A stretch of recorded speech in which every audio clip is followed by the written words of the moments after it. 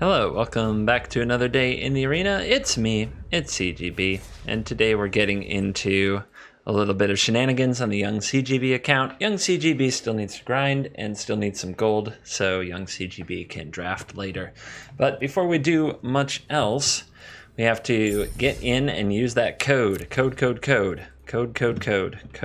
You must use this code. What is it? Game Awards. That's what it is. Young CGB needs these cards very much. So the cards that we get are some branchies and some shenanigans of that nature. Let's see. There were branch walkers, search for Azcanta. It's anyway, you've probably seen the list by now. Everybody's shared what it is. If you're not sure, just put it in. It's like 4 Eldest Reborn, 4 branch walker, a search for Azcanta, a cleansing nova, a Vraska's Contempt, etc., etc. Like something of each color. A Galta, I believe, is in there. So what we're doing here is we need to cast blue and red spells for our quest. So we're going to go find out just how close we are to an Izzet Drake's type of deck and see where we end up. So definitely want chart, of course. The Izzet Drake's deck, you've certainly seen it by now. It's not a big mystery by any means. We have all 4 Radical Idea. All right. I don't think we'll actually have any Arclight Phoenix at all. So this is going to be more about the Drake. Just getting out a Drake, making it big, protecting it, drawing cards, doing shenanigans. The fun stuff. Let's see what else we have here. There's Wizard's Retort. We could do some Chemister's Insight. Maybe we Murmuring Mystic instead of some of the Crackling Drakes if we're missing them.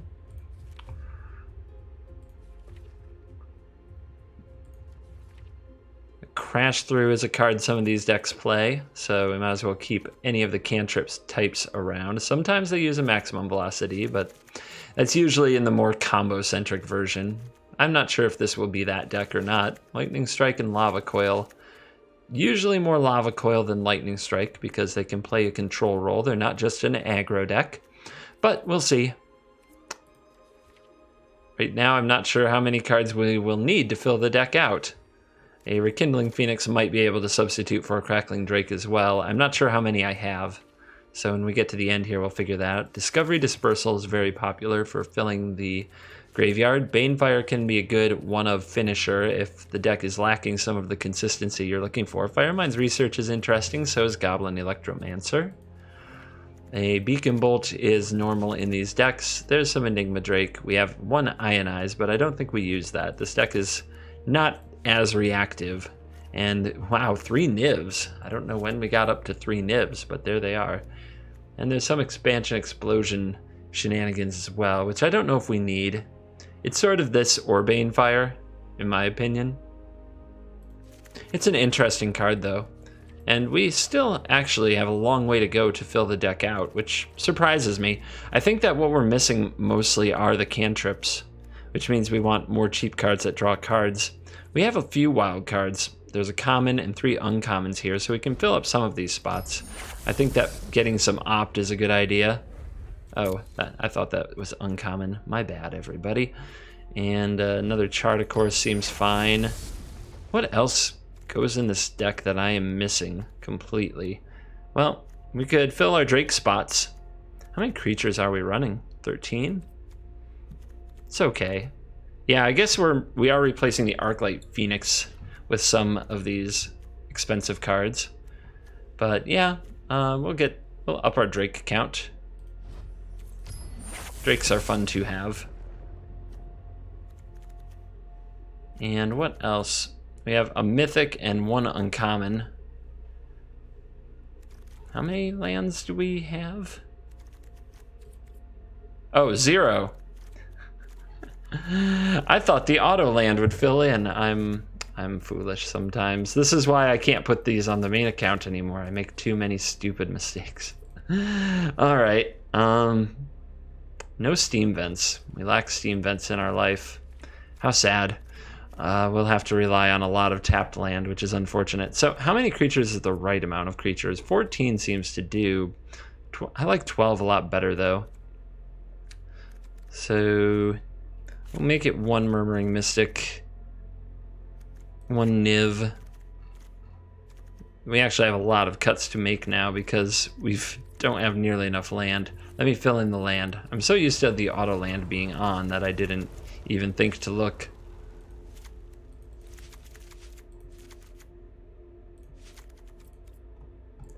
$22, probably 21 will do. The colors might get shaky. All right, so what are the cards we really want? We want the Opt. Don't really need you or you, I don't think. Although Maximize Velocity is a fun little one of. I wouldn't begrudge anybody for trying it. Maybe one search for Azcanta. The 4 Lightning Strikes are the easy cuts because Lava Coil usually fills that spot. And you don't even want that many of them. You don't want to overflow on Lava Coil. And I really do want to try out the Firemind's Research or the Goblin Electromancer, but probably not both. And Electromancer is much worse without Arclight Phoenix, whereas Firemind's Research can still get value. And I think it's Firemind's Research or Search for Azcanta, and I'm willing to try the Research. A big effect of the Research is that it can kill Niv-Mizzet, which this deck really struggles with.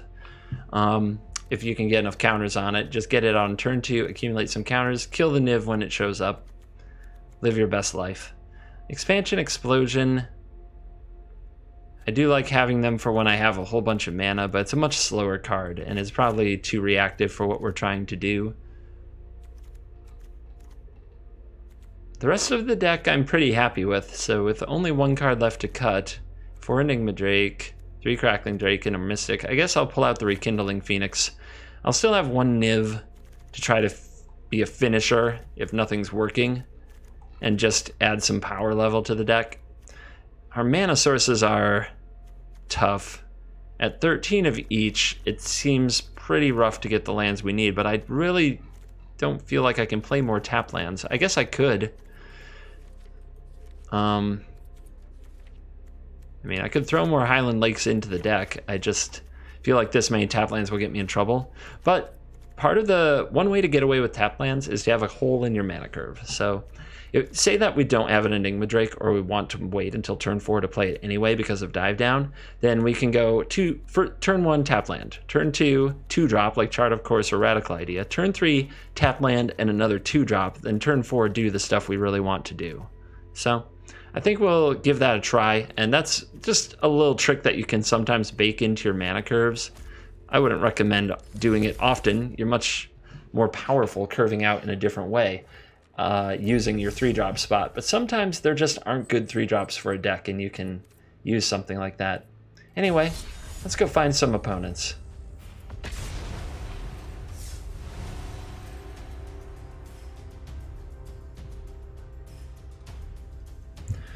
The no editing version where you actually get to hear my voice as I wait for an opponent.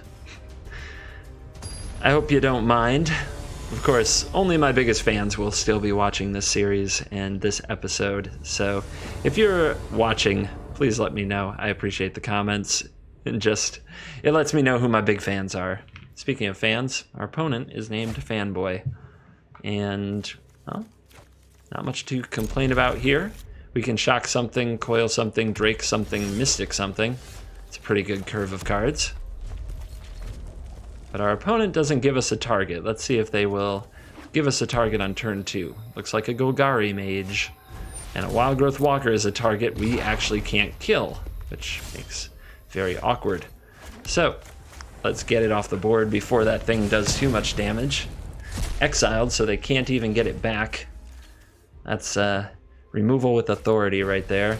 Oh, well, apparently the opponent is committed to the plan. Let's play an Enigma Drake and see just how committed they can get.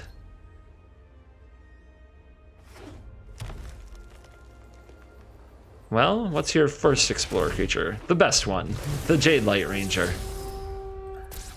And a Fine Broker. Do you keep that on top when your graveyard is empty? Well, the opponent likes it enough, and they certainly... I see. They kept it on top, then they binned it, because they don't really want it, but they want a 4/3 Jade Light Ranger to fight off the Enigma Drake. Well, this is tough. I do feel pressure to hit my land drop, so I will dig as deep as possible with a Discovery. No, and no. And no land. That's painful. painful to experience. As a Murmuring Mystic is going to be one way back into the game, but there you go. Here comes a Merfolk Branchwalker. I can shock it before or after the trigger resolves, so let's go ahead and let it go. But this game is all but lost, unfortunately.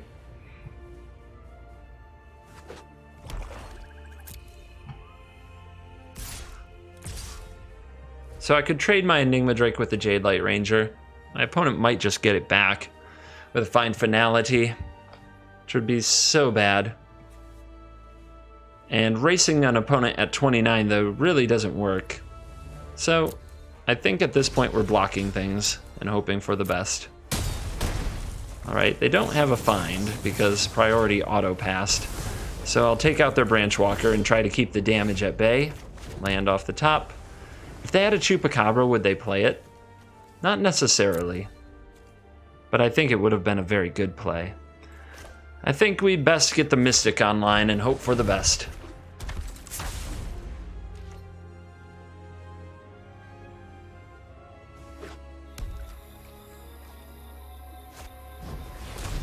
That is not the best. And not something I bothered to play around, but man, if I had. Like, if the opponent had played that and I played an Enigma Drake, I could have shocked the Plaguecrafter and they would have had to sacrifice Wildgrowth Walker. Instead, here I am, just a fool. However, they might have another. So let's take the risk that they play multiple Plaguecrafters, or that they are willing to try to get back a Plaguecrafter to deal with the Enigma Drake. We also have Shock and Enigma Drake, could double team this Walker. Alright, let's try. It's a 2-for-1, but we do what we must do.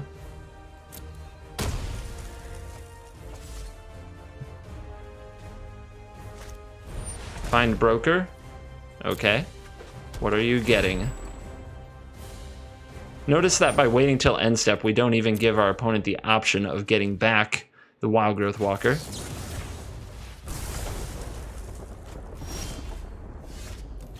Alright. Let's send out a Crackling Drake.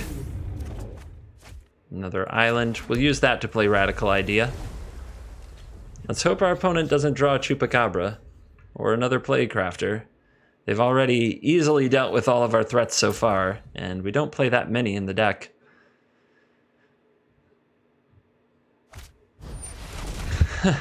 Okay. Yeah, this game was over on turn 2. Oh, don't worry, I'm as low as I can get right now. I'll be taking that.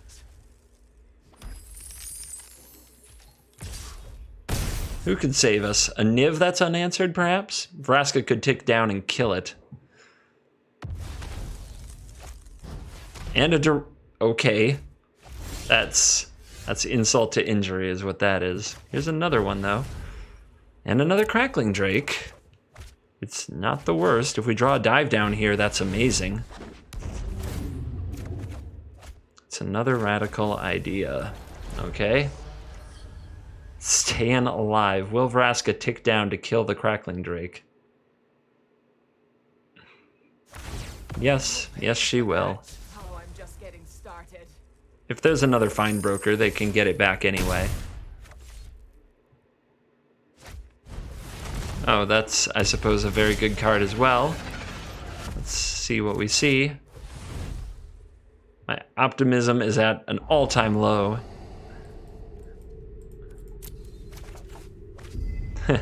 Talk about a card that's very late to the occasion.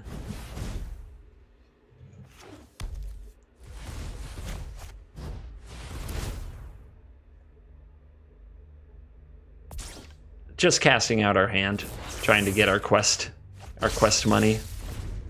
But yeah, this game was over from the very beginning.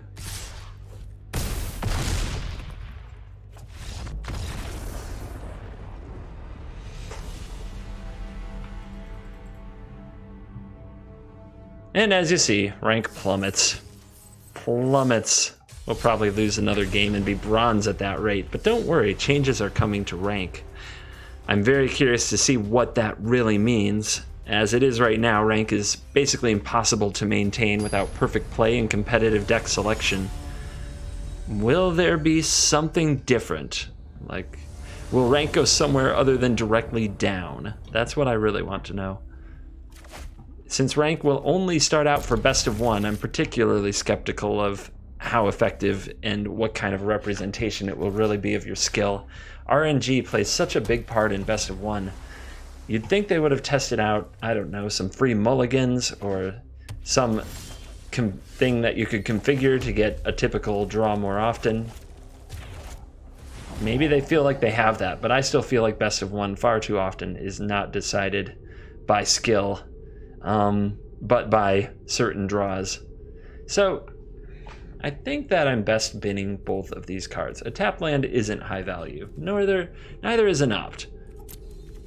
And against blue-black, I think I just want to be slamming threats and getting them on the back foot. But here we go, Sultai. Some kind of a Sultai control deck. We'll see if they're ready for an Enigma Drake on turn 3.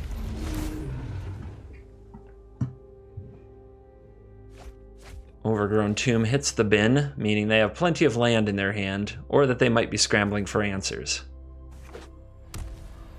And then an Overgrown Tomb comes out tapped. You have to wonder if this is a sign of something like a Assassin's Trophy. Let's send in the Enigma Drake, and then double chart a course afterwards. Just stock our hand up with a lot of draw twos.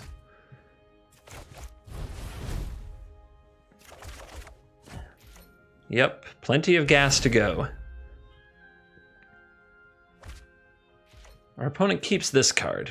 If we now... Oh, they even play white mana. So this is an all my good stuff deck. Fun. Skipping through their attack phase, but Assassin's Trophying before we get to untap. Let's go grab a mountain. Well, now we need to find... Now our quest is certainly to find another threat, and more land is not where we get that. Holy cow. Again, please? The dive down is nice, and we will need it, but I need a threat to make it work. So we'll keep the dive down, and instead of flashing back Radical Idea, which just draws a card, I think I'm best keeping an opt. This is a good opportunity to play my tap land, but you never know when you might need a second land, and we have so many lands in hand, I don't actually know that I'm going to ever need this tap land. It's most likely to get discarded to the Radical Idea.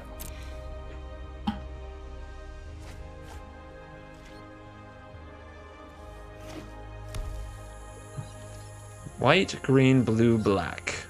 Everything but red, just hanging out, making it seem like a counter-heavy deck. I don't know. I don't know what's cooking. I know I'm going to keep digging. Where are all the threats we had last game that were getting run over by green-black? There's a Ral. It won't resolve, I doubt.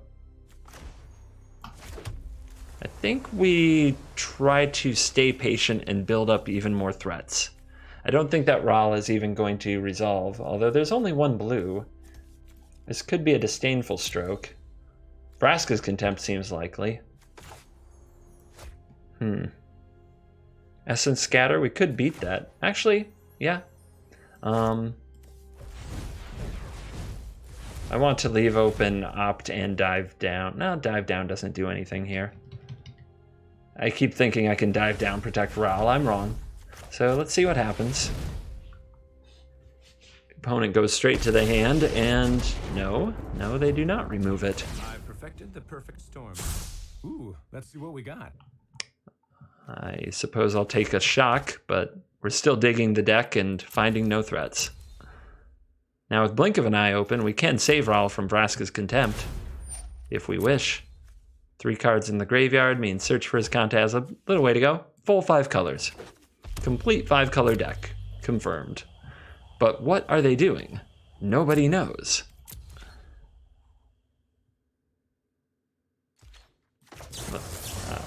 I guess I'll try an opt here. Murmuring Mystic, excellent. I said I needed a threat, now I have one.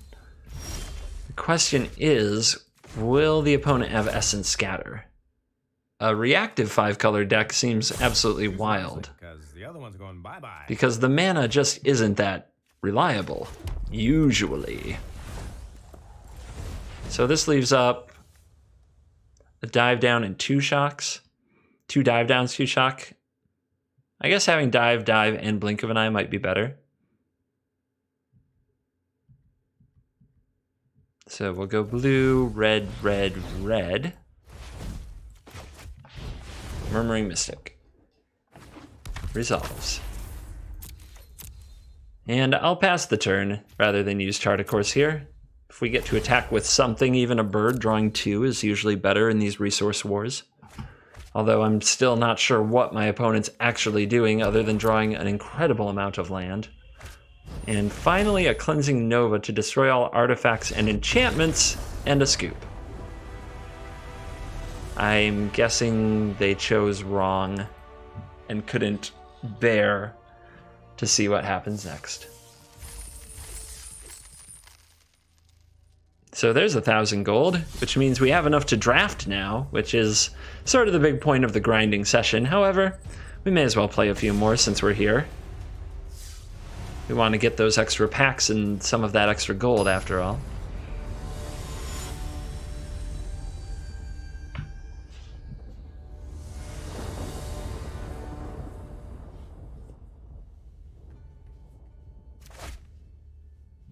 All right, I believe this is very keepable. Although having a tapped land when we run so many in the deck would be nice in the opener. But we got our one duel, the Sulfur Falls, so who can complain that much about it? Let's fire off a Discovery. I don't really feel a need to have either of those cards at this time, since I already have a hand with some removal. More ways to dig, such as Opt, seems better. The opponent also with the Discovery, so dueling Phoenix decks, I suppose. Well, maybe Drake decks. Arclight Phoenix being the mythic, but our opponent does have it. They went in. They got themselves a mythic. I like Murmuring Mystic against the Arclight Phoenix deck because often they don't play sweepers anymore, and often, 2 Phoenix is a great draw though, often they can't kill it. So that's what we'll try to find out next turn, and our opponent with only 1 red. I'm going to save all of these to play after I play the Mystic, by the way. There's nothing wrong with holding back. Here comes the Mystic.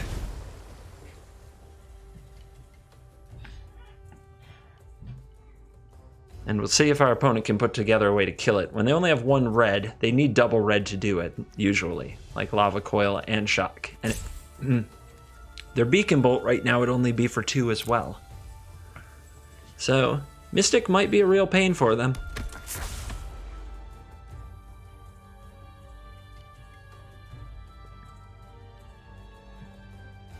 Obviously, sitting on an Opt, deciding when or how to play it. I always wait to the turn I want to get my Phoenix back. I don't play it on the opponent's turn. They're looking in their own graveyard. Yep, it's as it is. You still have 2 amazing birds in there, mythic birds. So yes, they wait, which is smart. And then you opt on the turn where you hope to get your Phoenix back, because it's very hard actually to cast 3 spells in Standard. Maybe hard's the wrong word, but it's not as easy as you think. It's not a given.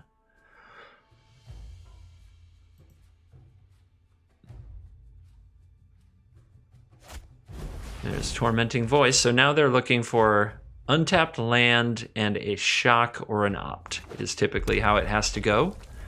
In fact, if they just shock me here, it's kind of anti-value, but you get your birds, you get to attack me. And now I have targets for my removal spells, including a Lava Coil, which can exile.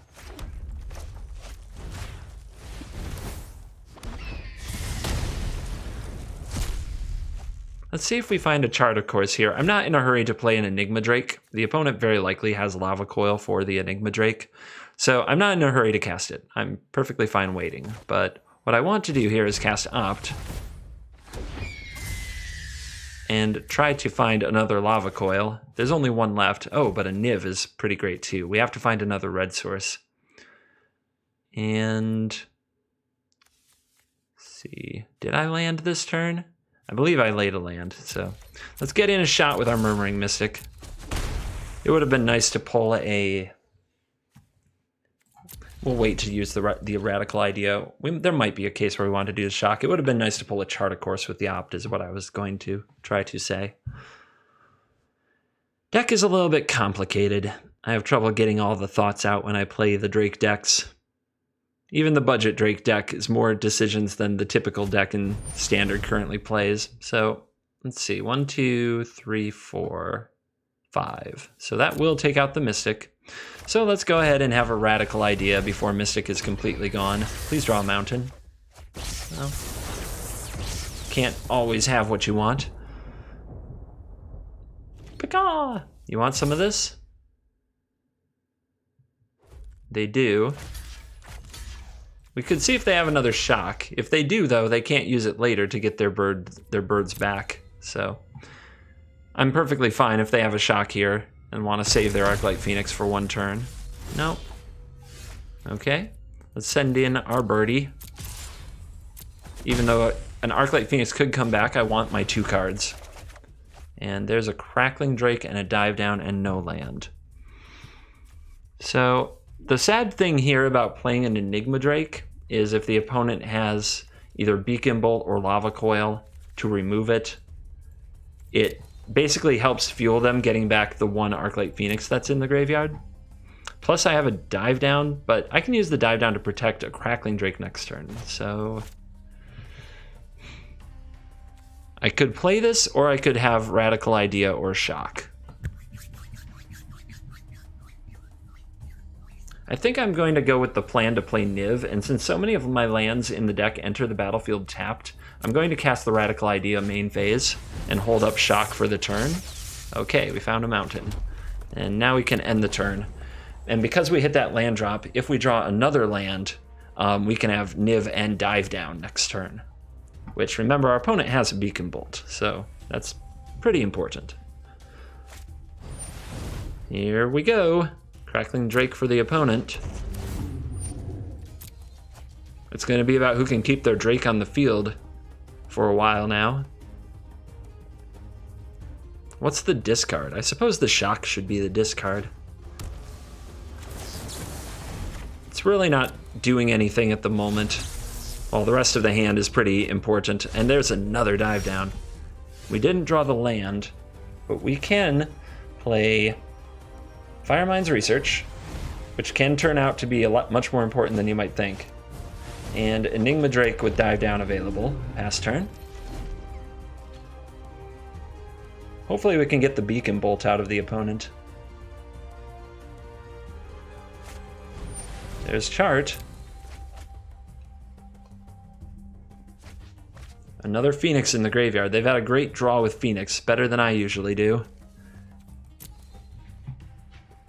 I usually can't get to 3 Phoenix in the top half of my deck. I don't remember the last time I did. Electromancer. That won't get you to your Phoenix. So their hand must be a lot of what? There is the Dive Down. 1 Lava Coil gone. Oh, they can get there. They have an Opt and a land up their sleeve. Nicely done. So here come the birds.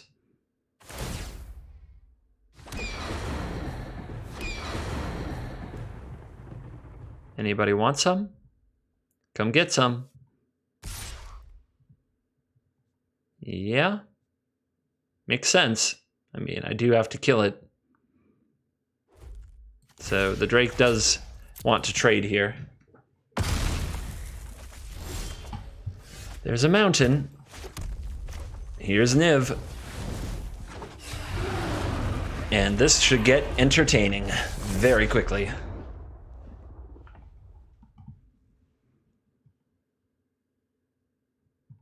Beacon Bolt coming back, I'm sure.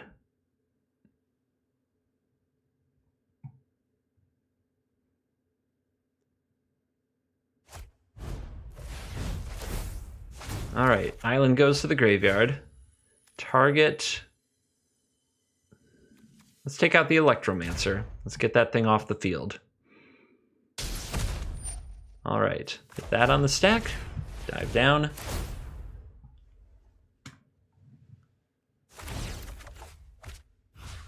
And Electromancer again. So that cost reduction is over.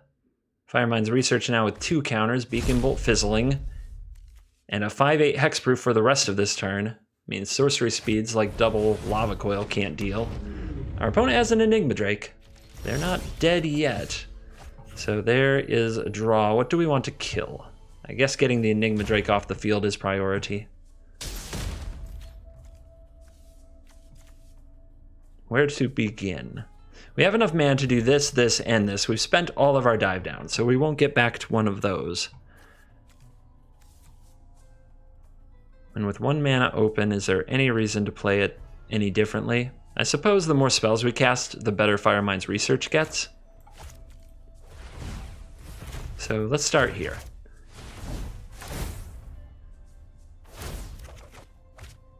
Blink of an eye.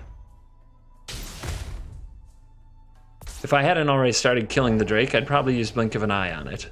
There you go. 2 lands off the top. I am grateful.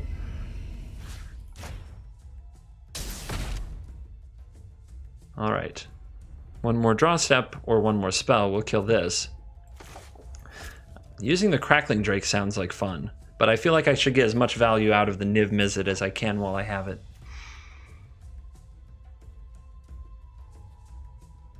Making the opponent cast or discard the Arclight Phoenix again could be a play, but I think leaving this up is better. So let's opt. Let's use an opt here.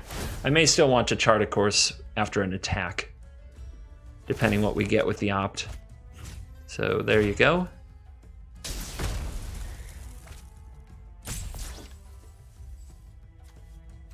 Another Crackling Drake.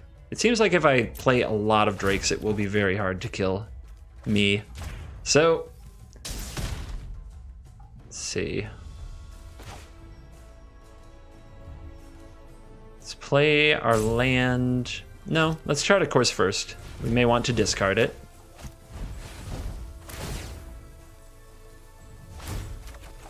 No, there's another land, so makes the discard easy.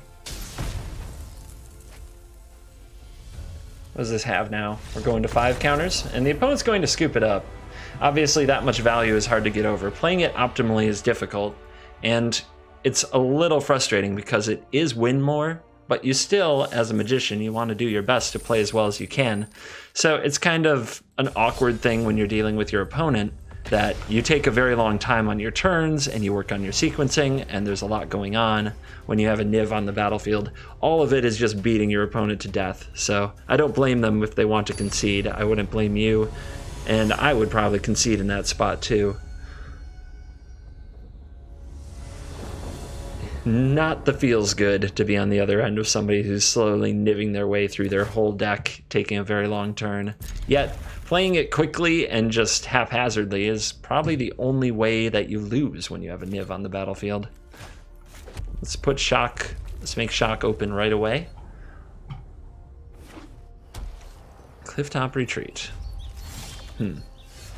Jeskai control, perhaps? So is this a case where we chart? I don't feel like I know much about my opponent. I am guessing they're on Jeskai, so I might discard the Shock or the Lava Coil, and now I have 2 Lava Coils. So one of them can go.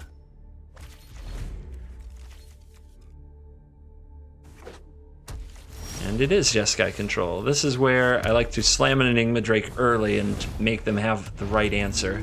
If they're holding cards like Justice Strike or Seal Away, we can get dive down protection for the Enigma Drake. And if they're holding 4 mana counter spells, we slip right under it. So let's get them.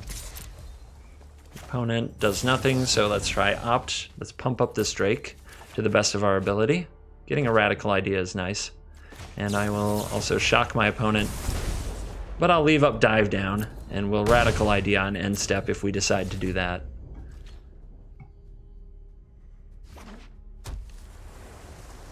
Four mana.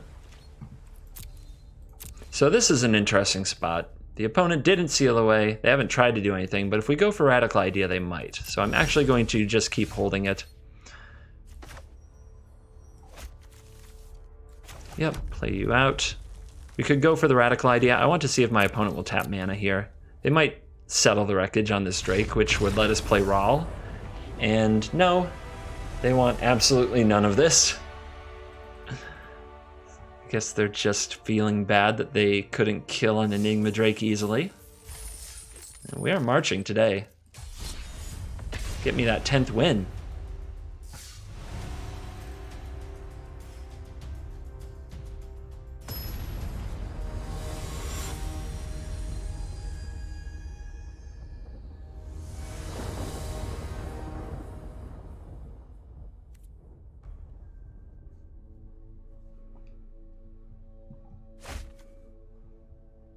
Uh-huh.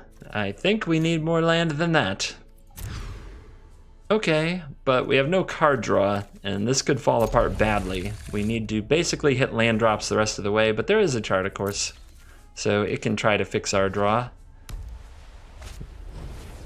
Ooh, Healer's Hawk. All right.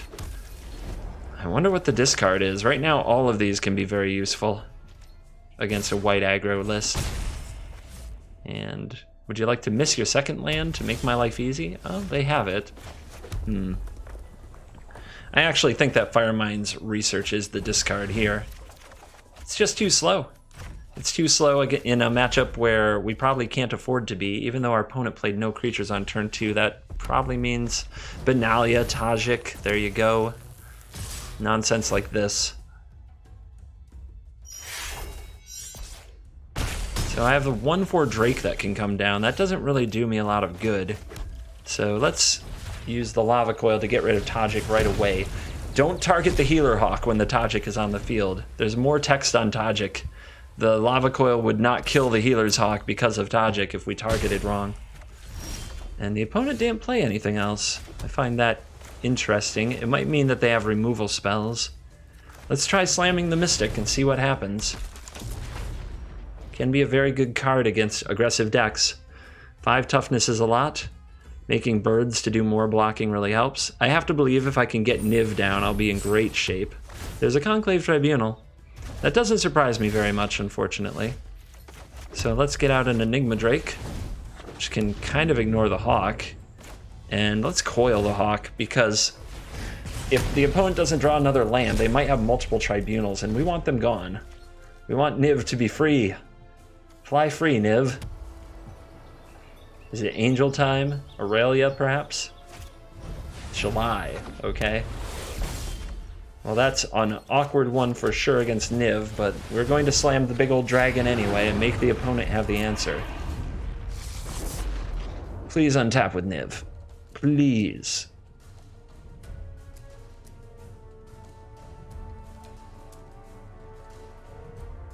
That or draw me a blink of an eye very quickly. There's only one in the whole deck. Lava Coil, okay. I mean, this is all right. I have to shoot Shalai. I can't shoot anything else. It does get me cards, and cards are great. I like drawing cards. So double Lava Coil, boom and boom.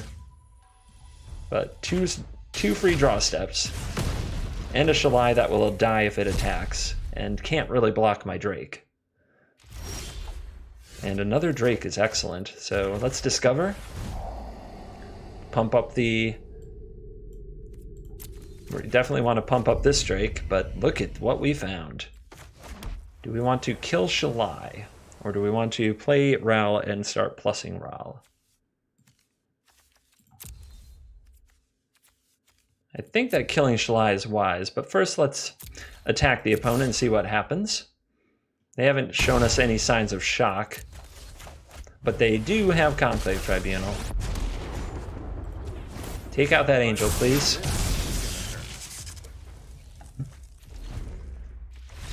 And the opponent wants no more of that. They took that beating. The deck was rolling indeed. And see, even if Niv dies, if you draw 2 cards in the process, you're often just really far ahead. I'll go ahead and claim that. We don't do Crafting Day anymore because I'm not sure when I'm going to play, but we'll crack this Guilds of Ravnica pack. There is a wild card. It's never a bad thing. A hatchery spider is never a good thing. But there you go. Let's see.